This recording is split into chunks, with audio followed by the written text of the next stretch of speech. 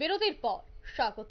জম্পুই জলার দিকে এবার নজর রাখতে হচ্ছে। জম্পুই জলার গঙ্গারাম এডিসি ভিলেজ এলাকায় দুঃখিত গঙ্গারাম পাড়া এলাকায় দুই নাবালিকা গণধর্ষণের সাথে জড়িত চতুর্থ অভিযুক্তকে গ্রেফতার করলো গোলাঘাটি বিধানসভা শ্রীনগর থানার পুলিশ। জানা যায় শ্রীনগর থানার অন্তর্গত জম্পুইজলা গঙ্গারাম পাড়ায় চা বাগানে গত 13 এপ্রিল আমবাসা এবং খুংলুঙের দুই নাবালিকা জম্পুইজলা গঙ্গারাম চা বাগানে 7 যুবকের দ্বারা গণধর্ষণের শিকার হয়েছে বলে অভিযোগ। পরে ধর্ষিতা নাবালিকার পরিবারের পক্ষ থেকে 14 এপ্রিল শ্রীনগর থানায় 7 অভিযুক্তের বিরুদ্ধে লিখিত আকারে ধর্ষণের মামলা দায়ের করা হয়।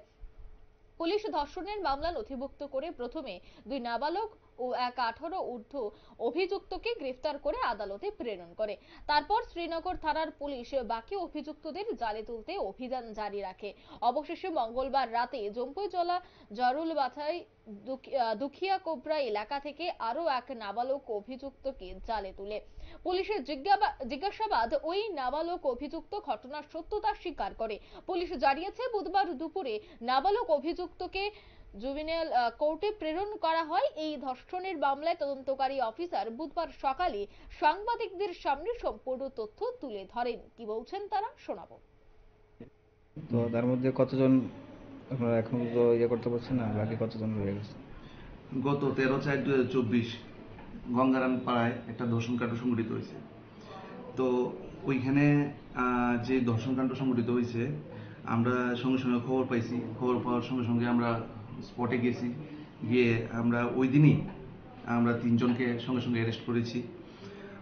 যেই কেসটা এর পরিপ্রেক্ষিতে একটা যে কেস রেজিস্টার হয়েছে Srinagar PS case number 2024 SRM 06 dated 16/4/2024 under section 376D of IPC and 606 of POCSO Act 2012।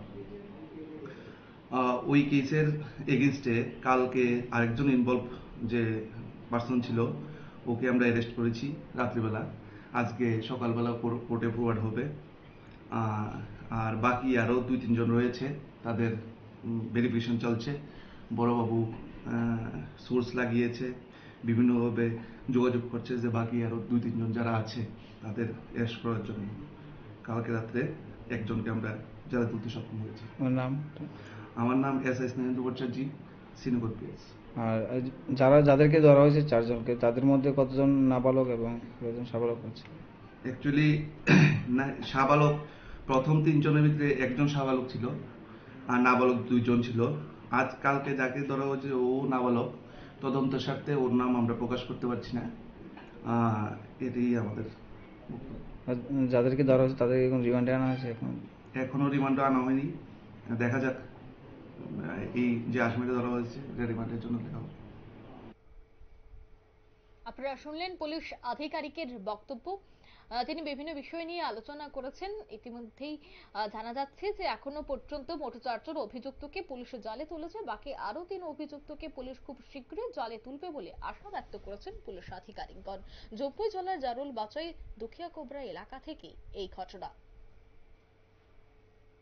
নিয়ে নিচ্ছে ছোট্ট একটি বিজ্ঞাপন বিরতি, সঙ্গে থাকুন।